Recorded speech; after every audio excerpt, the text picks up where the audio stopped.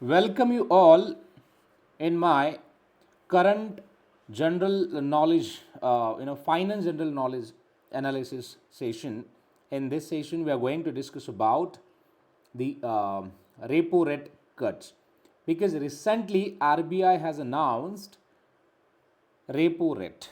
So let's try to understand what is repo rate and how that repo rate it impacts on your financial holdings, or I would say your home loans, personal loans, and other economic areas where actually interest rate which impacts it. So let's try to understand in more detail so that you know you can try to apply the same things in your means personal life as well. See, first understand this. RBI control the rights of you know interest rate management, interest rate management, because it is a part of money, or I would say monetary policy. Monetary policy, and as per the monetary policy, interest rate, right, interest rate, it should review periodic basis. So periodic, it could be monthly, quarterly, and yearly, but in India we have a quarterly review made. So where up to every 3 months, RBI and their core team members, they come together and they analysis the economic data. Basically, see, they review couple of things, and on the basis of that they actually set the interest rates for that particular quarter. It could be, let's say, higher, it could be lower, so depends on the circumstances. Because in a COVID we have seen RBI was continuously reducing interest rates. Why? Because most of the people, they were in a lockdown and their jobs were already impacted due to COVID. Because we have seen that the laborers or manufacturing companies workforce, or different jobs, the employees, they are not able to go to the office or not able to earn salary and all. So RBI, or I would say central governments, had to announce that the rate cut, or maybe the interest rates benefits on EMI. So lots of things we have seen in COVID, and continuously RBI was announcing the interest rate, means lower the interest rates. Why? Because RBI and central government both wanted the inflation in control so people can afford food or all other essential, uh, I would say, goods or services, right? But post COVID, when the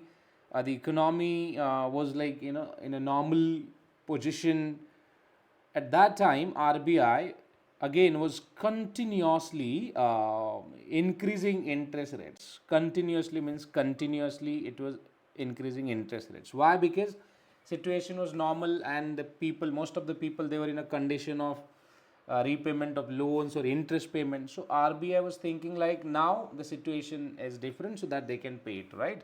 So I hope now you got the understanding like how RBI means take the interest cuts or interest, let's say, increase decisions. It is purely based on the economic activities as well as the situations. And this particular measure, it's a very crucial for entire economy, I would say. Because see, this interest rate control the oxygen of an economy. Oxygen of an economy, right? It controls the oxygen. And when we say oxygen, it means basically cash supply or cash demand, I would say. So when, if you see, interest rate will cut, right? So it will impact on borrowing cost, right? if RBI, let's say, repo rate cut it. So it means previously, of course, it was a higher rate, but now same loan amount people can access in a lower interest rate. So basically, borrowing cost will reduce for a borrower. Borrower cost, it means interest payment. So in that case, more and more loans where people can apply and take loans, and so that they can spend it. So what will happen in that case? Try to understand it. See, now recently we have seen RBI announce rate cut. So the next impact would be lower borrowing cost for a banks. So it means people like who want to, let's say, deposit money, right? So they can also means deposit money on lower interest rates, right? So basically interest rates will be lower, but you might see less saving growth. People means they can't even pay for to invest in savings, because the saving interest rates will be cheaper than the previous one. Previously it was a higher interest rates on deposit, but now it will be lower or less interest rates which will receive on deposit money. But on other hand, if I talk about now the loans or borrowing part, see the lower lending rates, what will happen? Lower EMI will incur, more borrowing, so it means people can more borrow the money. And if they borrow the money, so it means they can spend higher money on their needs, right? Because if the loan is freely accessible, then automatically people that they can apply for more and more loans, including home loans, personal loans, car loans, etc., right?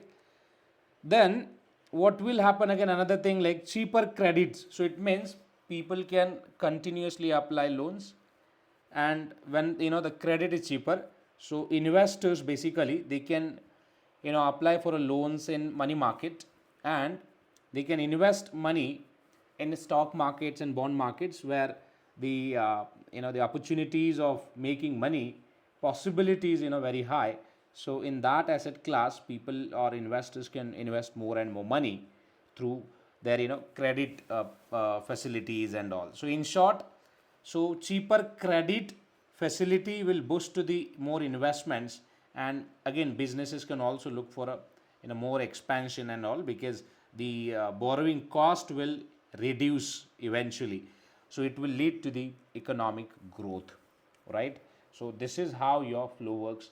I hope now even in your UPSC exam, or maybe in in an interview, or even from the understanding purpose as a businessman or even investor, see this repo rate, which is a very crucial action, I would say.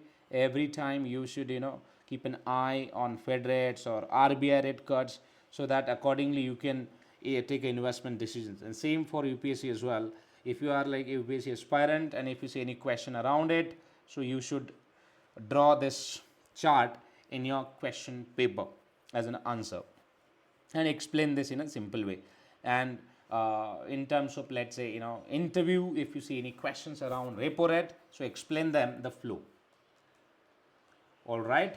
And even same for like 12th standard, or let's say in any commerce student, if you have, let's say, RBI rate cut or repo rate, the topic in your syllabus, then I would say just try to draw this chart in your paper, and definitely you would see higher marks, because this explain everything in detail. So now try to again, so let me put it in a example, so which you can understand it how it works. I have prepared it, the example. So look at this, guys. So let's take an example in a very practical way to understand the saving. RBI repo rate cut by 0.25 BPS, right, basis points. So the impact is lower the interest rates, reduction in home loan EMI if you have any home loan. Let's consider it. Before rate cut, the interest rate was 8.5% for a home loan, and your EMI amount, it was 26,035 rupees that you are, let's say, paying to the banks. After rate cut, so it means after repo rate announced, the interest rate would be 5%. So EMI updated EMI would be 25,500. So monthly saving, if you see, it would be somewhere around 506. And total saving over the 20 years, if you have a duration of, let's say 20 years, then your entire saving would be 1,21,000 rupees amount. But let me tell you something. If you have a home loan, personal loan, or car loan, see this particular rates which will apply only for nationalized banks like Yes Bank, SBI, PNB, Bank of America, sorry, Bank of India, Bank of Baroda, HDFC, Axis, ICICI, and IndusInd Bank. But the important part is, see, as a home loan or buyer, or as a, let's say, personal loan,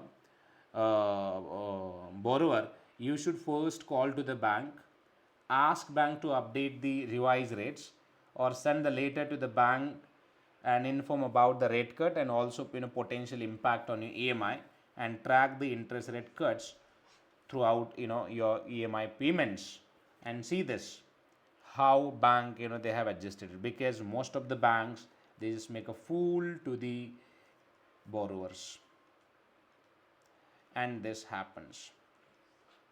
All right, so I hope now you got it, how it works, and how rate cuts actually save your money.